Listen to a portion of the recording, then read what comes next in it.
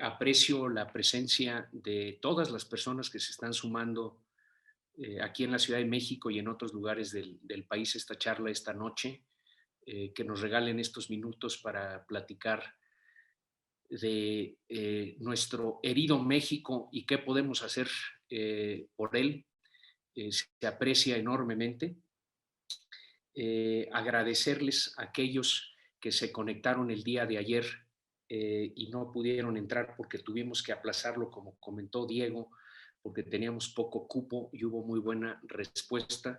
Les agradecemos a los que regresaron el día de hoy y a los que se sumaron a la charla el día de hoy, ¿no? Entonces, en verdad, muchas gracias. Y repito, Diego Azcárraga, muchísimas gracias a ti y a los jóvenes que estuvieron involucrados en organizar esto. Les platico un poquito lo que pensaba hacer ante la invitación de estos jóvenes activos y preocupados por su país.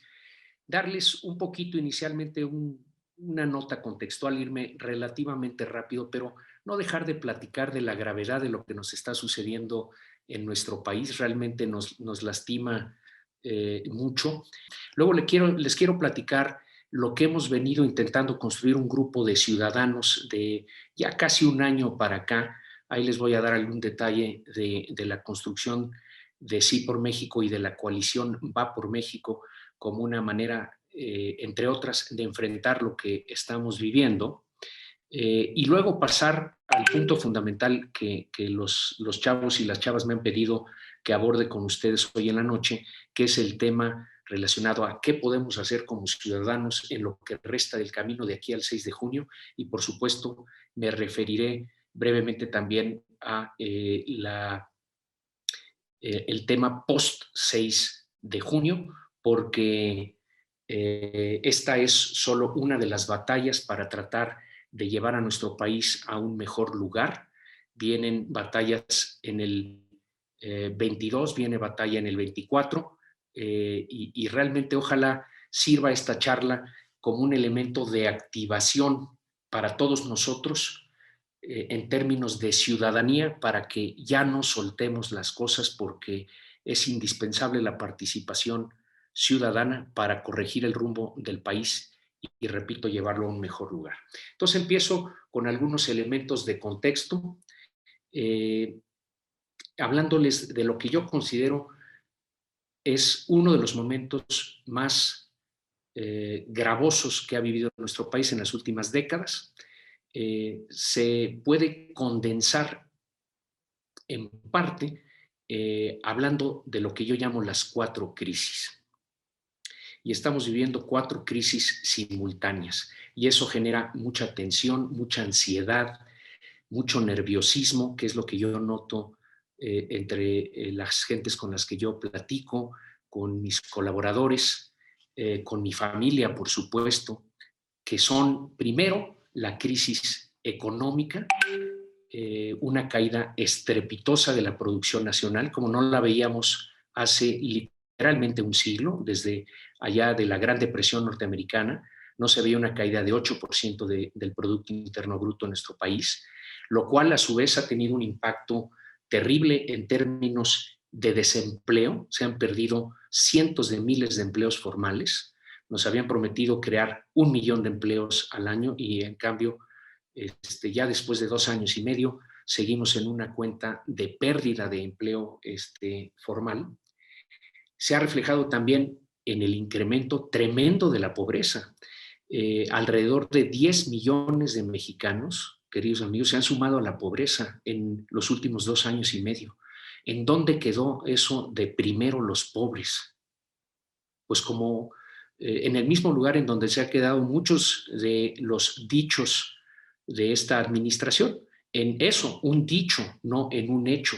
Primero los pobres se ha convertido en 10 millones más de pobres en el país, con lo cual pasamos del 48% de nuestra población en pobreza al 56% de nuestra población en pobreza. Y por otro lado, lo que estamos empezando a vivir después de una caída tan estrepitosa, pues es un rebote, pero no una recuperación que verdaderamente tenga dinamismo y fuerza. ¿Por qué? porque desde el primer momento, antes de llegar a gobernar, el presidente López Obrador canceló el aeropuerto internacional de Texcoco y eso significó una pérdida masiva de confianza, que significa una pérdida también masiva de inversión, sobre todo del sector privado, queridos amigos. Y si el sector privado no invierte, el país no crece. Es así de sencillo, aunque le pueda y aunque no lo entienda el presidente y su equipo, es así de sencillo. 9 de cada 10 empleos que se generan en este país vienen del sector privado y 7 de cada 8 pesos que se invierten en este país vienen del sector privado. Entonces, si tú ahuyentas la inversión privada, pues no va a haber el crecimiento económico que nos puede dar lo que queremos para México. Entonces, ahí está la crisis económica realmente gravísima. ¿Qué decir de la crisis de salud, queridos amigos? Hoy sale un reporte en la mañana que califica a México como el segundo peor administrador de la crisis del COVID en el mundo. En el mundo, el segundo peor. Le pregunto yo a mis colaboradores, oigan, ¿y quién tiene el deshonroso primer lugar? ¿Quién nos sacó de ahí? Pues aparentemente Perú, según los expertos, hizo todavía un peor papel que México. Pero imagínense, entre 100 y pico naciones del mundo, ser considerada el segundo peor administrador de la crisis de COVID.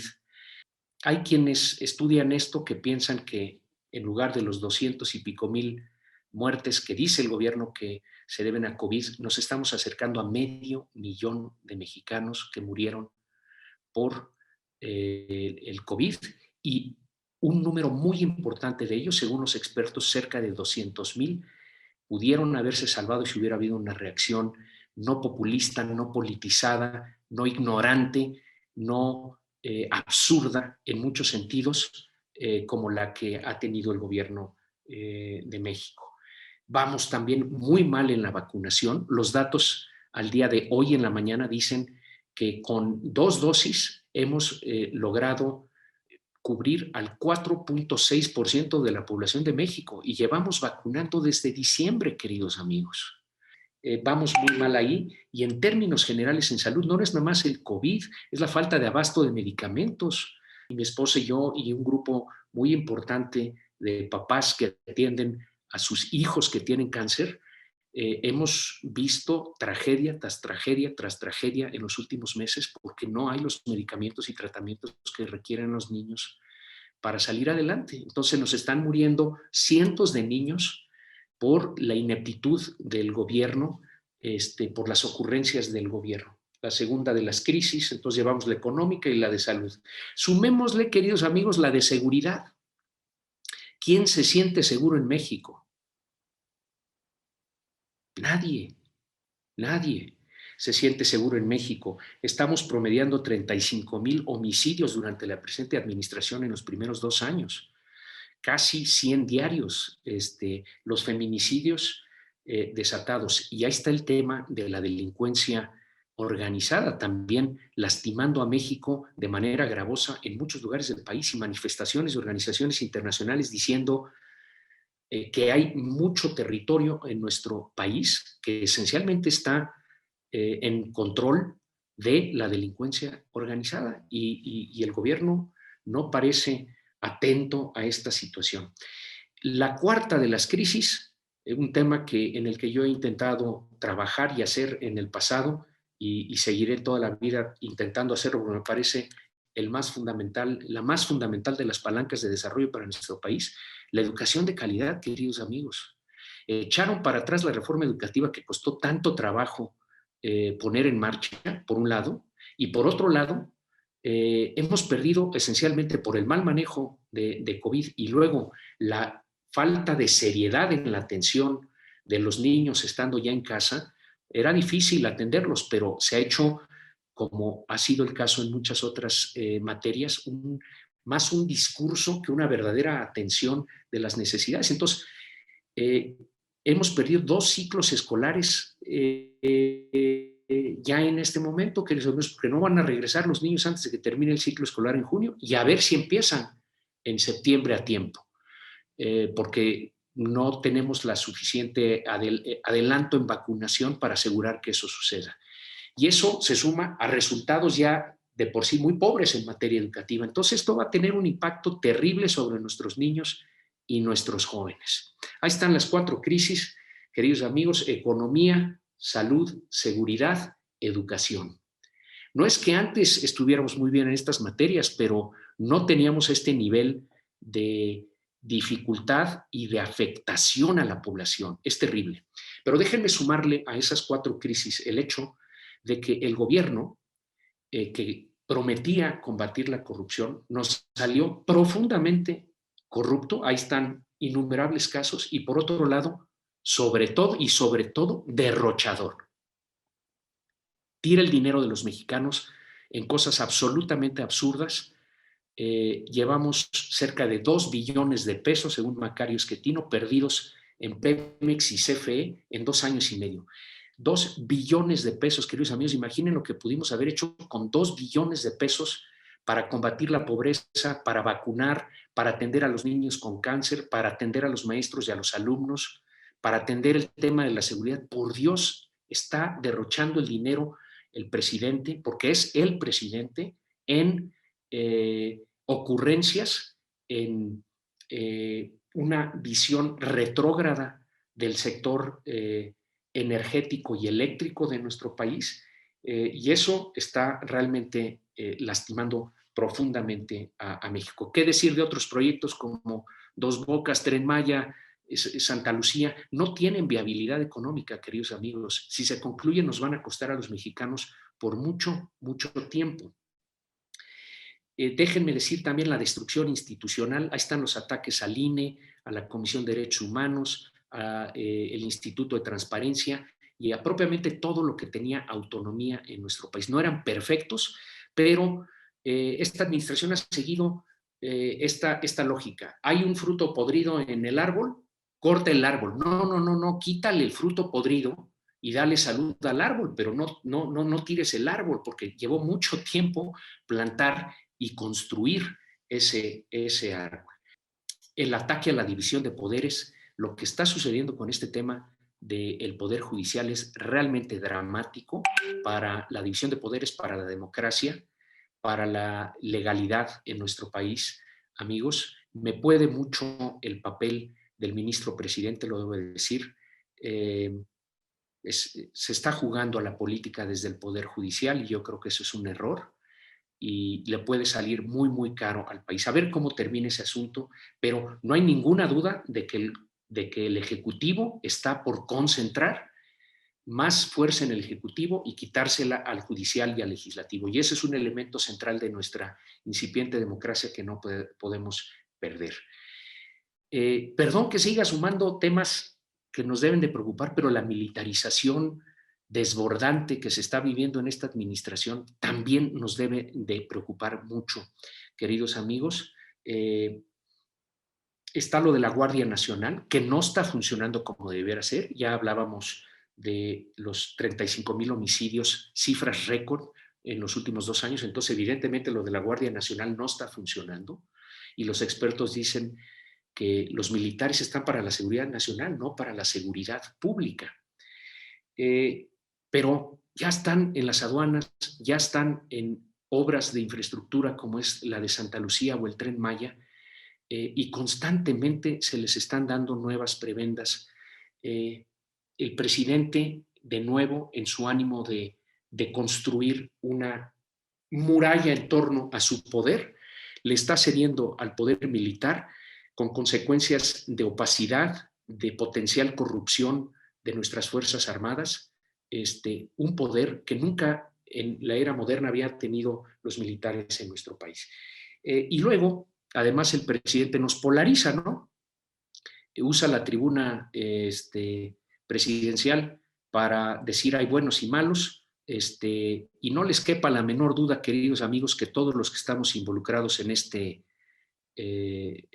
Zoom estamos entre los malos, según el presidente. No les quepa la menor duda. Y es una manera maniquea, injusta, absurda y profundamente destructiva de mantener la atención sobre él pero de desunificar a los mexicanos. Y los problemas de México son tan profundos que solo se pueden resolver si vamos todos unidos tras las soluciones, queridos amigos. Entonces, otra de las cosas que me preocupa profundamente de la administración es su vocación por dividir a los mexicanos y generar rencor y resentimiento y odio entre ellos. Mal, ya el país estaba muy desigual, muy dividido, y tenemos que atender esa desigualdad y esa división con unión de esfuerzos, no de esta manera de polarizarnos y dividirnos. La resultante de estos elementos que voy sumando, queridos amigos, nos dan lo que yo denominé desde hace ya muchos meses como el peor gobierno en el peor momento. El peor gobierno que ha tenido México en el peor momento que le ha tocado vivir, desgraciadamente, junto a la pandemia. Entonces, eso ya llevó al fracaso a este gobierno. Este gobierno se mantiene en el poder y concentra poder, pero ya fracasó en lo que prometió que iba a hacer. Y no tiene salidas porque se amacha en sus soluciones equivocadas. Es una mala combinación este gobierno de soberbia, de ignorancia, de mentira, de resentimiento, que no nos puede dar buenos resultados. Sin embargo, queridos amigos, malísimos para gobernar, ya lo dije, el peor gobierno en el peor momento, malísimos para gobernar, son muy buenos para comunicar, muy buenos para engañar, muy buenos para concentrar el poder. No se concentraba tanto poder en un presidente mexicano desde las eras de los 50, 60, 70 de presidentes omnímodos provenientes del PRI, que es la época política en la que se formó el presidente y a la cual nos quiere llevar de regreso. No tengan la menor duda. Para allá nos quiere llevar. Él quiere concentrar todo el poder y ha hecho una labor en ese sentido muy buena. Y tiene a todo el mundo amedrentado.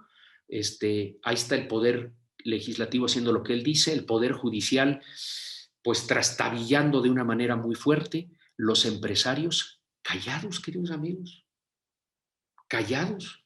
Escribí un editorial esta semana que le denominé Quo Vadis sector privado. ¿Hacia dónde sector privado?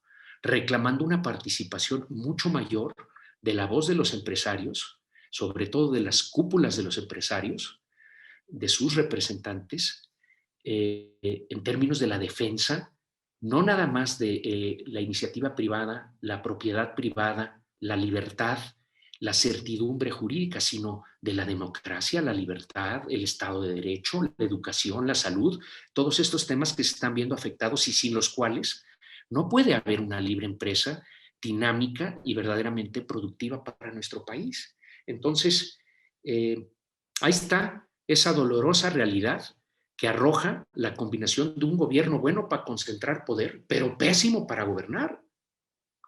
Los resultados ahí están.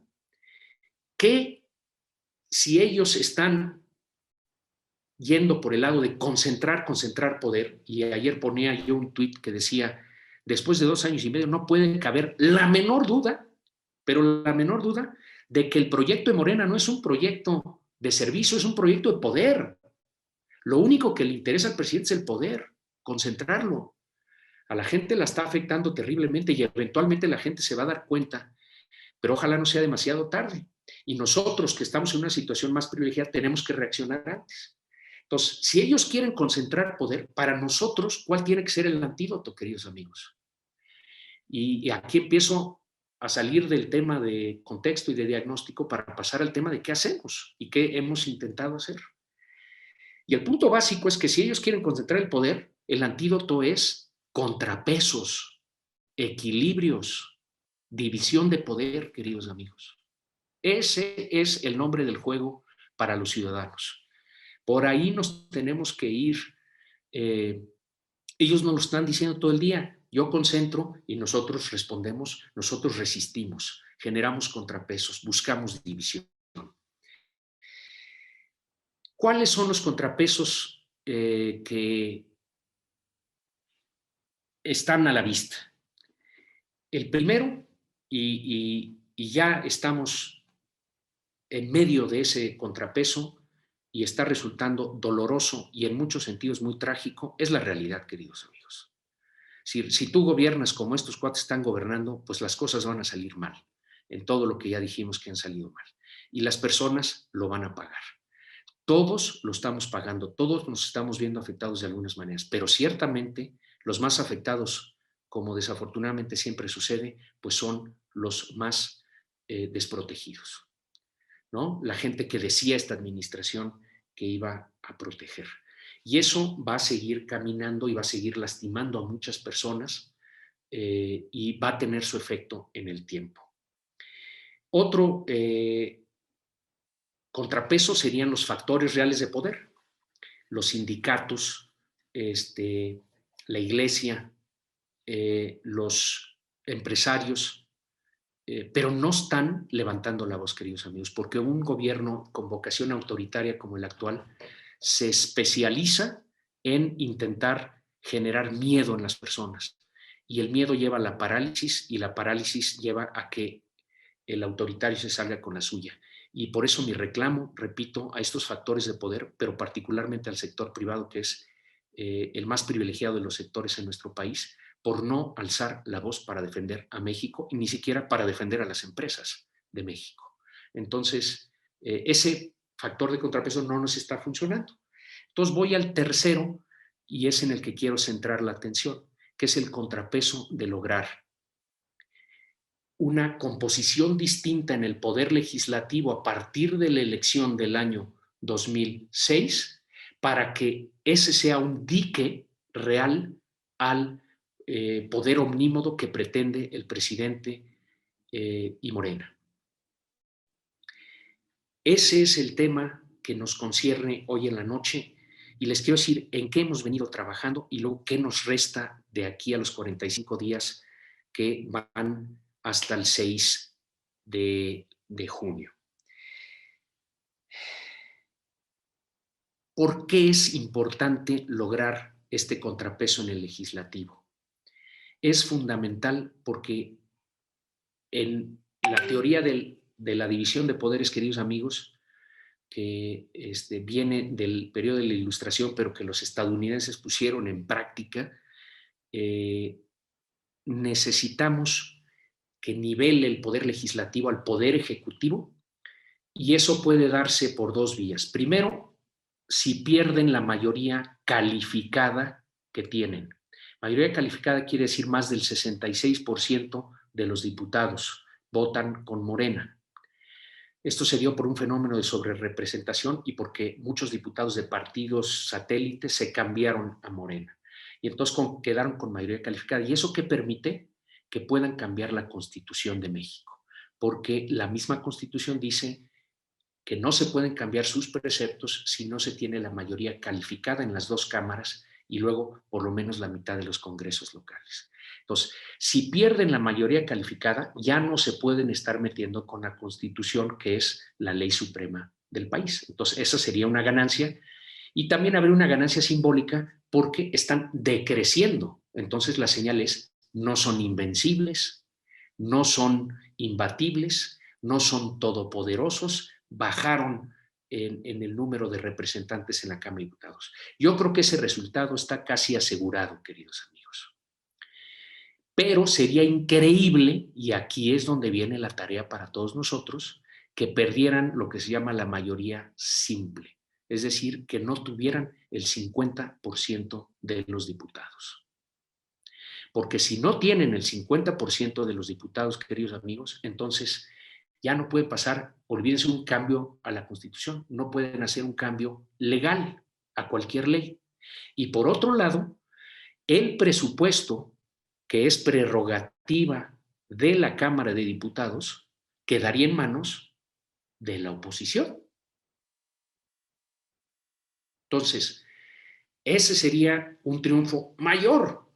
Y ahorita les digo qué posibilidad creo yo que hay o no hay de llegar a ese resultado. Con eso en mente, un grupo de personas preocupadas, de ciudadanos preocupados, Empezamos a buscar desde abril del año pasado, es decir, hace un año, y en esta tarea me acompañó mucho Gustavo de Hoyos, a los dirigentes de los partidos de oposición para ver qué posibilidad había de que PAN, PRI, PRD, Movimiento Ciudadano y México Libre crearan una coalición para enfrentar al poder omnímodo de Morena, que se veía cada vez más grande, más grande, más grande, más grande, más grande. Y logramos, después de un par de meses de interlocución con los dirigentes de los partidos, que se sentaran a la mesa con la sociedad civil organizada y con un representante del empresariado, porque Gustavo era presidente de Coparmex, y se empezaron a dar mesas de trabajo en donde nosotros fungíamos esencialmente como amigables componedores o árbitros para ver si podía llegar a algún arreglo. México Libre en el camino perdió su registro, entonces pues ellos quedaron fuera de la jugada, aunque ahora Margarita se ha sumado ya al PAN y está compitiendo en las siglas del PAN. A Movimiento Ciudadano no lo pudimos convencer de sumarse a la coalición. Están jugando un juego no independiente, a ver cómo les va, pero sí se logró, con mucho esfuerzo de los partidos y con mucho empuje de los ciudadanos a través de Sí por México, que se lograra la coalición de PAN, PRI y PRD, que se llama Va México, para enfrentar a Morena y tratar de lograr la mayoría. ¿Ofrece alguna garantía esta coalición? Ninguna, queridos amigos. No ofrece garantía, pero le da más competitividad a la oposición frente al poder oficialista. Eso es lo que ofrece, mayor competitividad. Les describo brevemente la elección y luego la coalición. La elección es la elección más grande de la historia de México, queridos amigos. Son las 500 diputaciones, de las cuales 300 son por elección directa, 15 gobernaturas, propiamente todos los congresos locales y propiamente todas las presidencias municipales del país. Es una elección gigantesca en sus números. ¿La coalición de qué va? De los 300 distritos competidos, lo que pactaron los partidos, repito, fue con la propuesta de la ciudadanía, para que no se diga que la ciudadanía no puede hacer nada. Metimos nuestras manos y nuestra voluntad en este esfuerzo y creo que ayudamos a que se fincara la coalición. Y la coalición es de 300 diputaciones, 219 y de PRD. Entonces, cuando ustedes vayan en su boleta, por ejemplo, quienes viven aquí en el distrito 10, van a encontrar en su boleta que va a aparecer el nombre de Margarita Zavala en donde dice PAN, pero también donde dice PRI y PRD. Y si le tachas en PAN, en PRI o en PRD, el voto es para Margarita y es para la coalición.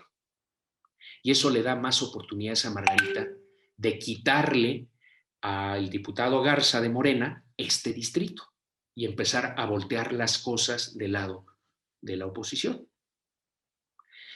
Entonces, en 219 de las 300 diputaciones, un solo candidato. Eso da más competitividad en muchos distritos. Ahorita les doy las predicciones de los encuestadores de los partidos, cómo lo están viendo ellos. Dos, en gobernaturas, que son 15, en 12 de las gobernaturas llevan un solo candidato, PAN, PRI y PRD, y eso les da mucha más competitividad. Hace 2 o 3 meses Morena aseveraba que iban a ganar las 15 gobernaturas. Ahorita les digo cómo se ve más o menos el panorama electoral en ese sentido. En presidencias municipales fueron menos las que se coaligaron, pero todas las alcaldías de la Ciudad de México van con un solo candidato de PAN, PRI o PRD. Entonces, de nuevo, si nos regresamos a, por ejemplo, a Miguel Hidalgo, ustedes van a encontrar que Mauricio Tabe, que compite en contra del señor Romo, de Morena, va a estar en la boleta del PAN, del PRI y del PRD.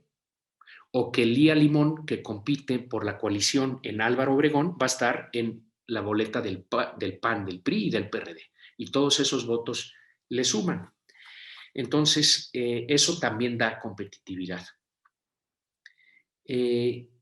Entonces, de eso va un poquito la coalición. Repito, no es condición suficiente para aspirar a la mayoría en la Cámara de Diputados y a un buen número de diputaciones y presidencias municipales, pero es condición necesaria. Y en la construcción de esa coalición, los ciudadanos participaron de una manera muy proactiva y, de hecho, el origen, la idea viene de la ciudadanía, queridos amigos. Y no lo digo en términos presuntuosos, ni mucho menos, porque ya dirá el tiempo qué pasa con esta coalición. No es perfecta, ahorita comento más de eso, pero para que no se diga que los ciudadanos no podemos hacer nada ni se nos puede ocurrir algo que puede tener un efecto en estas circunstancias, ¿no? Bien, cuando ustedes ven que saca Roy Campos o Jorge Buendía o Ulises Beltrán o el señor Moreno, que son muy buenos encuestadores, no tengo cuita con ellos, los números que están sacando, o inclusive el Reforma, nos espantamos porque decimos, ¿cómo? Pues si Morena tiene el doble de apoyo que el PRI y el PAN. Lo que les quiero decir, queridos amigos, es que ellos no están midiendo las preferencias de los electores en los distritos. Entonces, esas encuestas no es que sean inválidas, pero no están midiendo la voluntad de las personas en donde ellos van a votar. Ninguna de esas encuestas es representativa de los 300 distritos. Muchas de ellas no lo son ni siquiera a nivel estatal. Son encuestas representativas a nivel nacional. ¿De qué marca prefieres? Morena, PAN, PRI, PRD. O ¿qué tanta popularidad tiene el presidente? Bueno, miden eso, pero no están midiendo lo que debe de medir una encuesta cuando tú vas a una competencia distrital, que es cómo se ve la coalición con María de candidata contra el oficialismo con Pepe de candidato, porque esa es la que cuenta. Y esa, queridos amigos, no le echó nadie. No le echó nadie presencial, y mucho menos estos encuestadores, porque esas encuestas cuestan un titipuchal de dinero y nadie les da ese dinero para hacerlas. Entonces, las mejores mediciones que yo creo que tenemos ahorita de cómo están las cosas son las que tienen los mismos partidos políticos, que las hacen telefónicas porque son más asequibles en precio. Y lo que nos dicen las encuestas telefónicas de los partidos, que sí son distritales, es que de los 300 distritos, la competencia está muy cerrada, queridos amigos. Como dicen en el box, hay tiro, hay pelea, que nadie les haga pensar que esto ya se acabó, que ya ganó Morena, que van a arrasar. No es cierto, queridos amigos, no es cierto. Va a estar competida. Les doy 3 ejemplitos para ilustrar. El año pasado hubo elecciones en Hidalgo y en Coahuila, locales, y los encuestadores decían, va a barrer Morena. ¿Qué pasó? Las dos las ganó, y con mucho margen, de hecho en Coahuila, de carro completo, el PRI. Entonces, ¿qué pasó? Otro ejemplo. Si ustedes miden como miden los encuestadores, que repito, son serios, no tengo nada en contra de ellos, nada más están midiendo otra cosa, están midiendo preferencia de marca de partido, no están midiendo intención de voto entre un candidato y otro candidato. Les doy este dato. En Jalisco, la marca que tiene más arrastre entre la gente es Morena. Porque PRI, PAN y PRD son marcas muy amoladas por todo lo que ha pasado. ¿Qué sucede cuando ya ves las encuestas a nivel distrital? que es muy probable que Morena no gane un solo distrito en Jalisco. Entonces, estos instrumentos no están midiendo lo que se tendría que medir, queridos amigos. Una reflexión, porque hay mucha gente seguramente que se está preguntando, oye, pero ¿cómo regresar al PAN, al PRI, al PRD? ¡Qué horror! Pues si de ahí venimos y ve cómo nos iba. Y miren, queridos amigos, yo no soy ni del PAN, ni del PRI, ni del PRD. Pero sí soy un convencido de la democracia, la libertad, la necesidad de división de poderes, de contrapesos, de equilibrios. Y como soy amigo de estas cosas, estoy con la coalición Va por México porque es lo que nos puede dar el equilibrio ante un poder omnímodo que quiere aplastar a los demás e irse en una lógica autoritaria. Y eso no lo podemos permitir porque eso es lo más costoso para México, queridos amigos. No lo podemos permitir. Y por eso yo estoy con la coalición Va por México. No porque pertenezca a ninguno de estos partidos, porque no pertenezco a ninguno de estos partidos. ¿Es criticable la coalición? Es criticable. ¿Son criticables los integrantes de la coalición? Son criticables. ¿Han cometido errores en el pasado? Han cometido errores en el pasado. ¿Ha habido corrupción ahí? Ha habido corrupción ahí.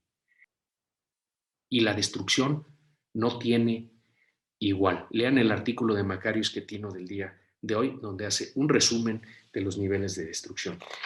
¿Qué nos toca a nosotros como ciudadanos para tratar de llegar a esa lógica de contrapeso, de equilibrio?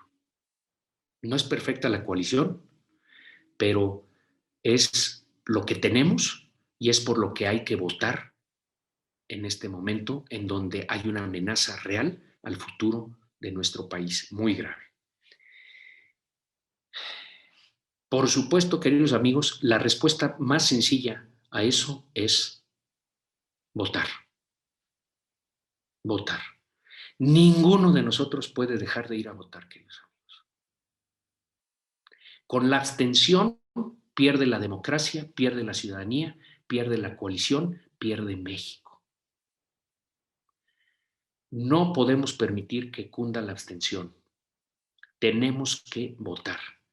Esa es la palanca fundamental para cada uno de nosotros. Esa es la que nosotros operamos directamente y la tenemos que echar a andar a como dé lugar. Segundo, nuestro voto debe de ser un voto útil. Le llaman algunos, otros le llaman voto inteligente o informado, como ustedes quieran.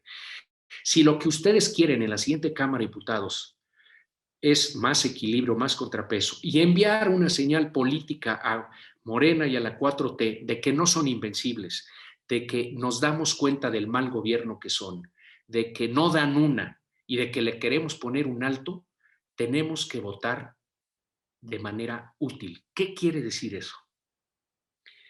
Esencialmente quiere decir, donde vaya ganando la coalición, por ejemplo, en las gobernaturas, les digo, Baja Sur, Querétaro, San Luis, algunos creen que ya también adelante en Campeche, en Nuevo León muy peleado, en Sonora muy peleado. Donde vaya adelante la coalición, pues obviamente votar por la coalición.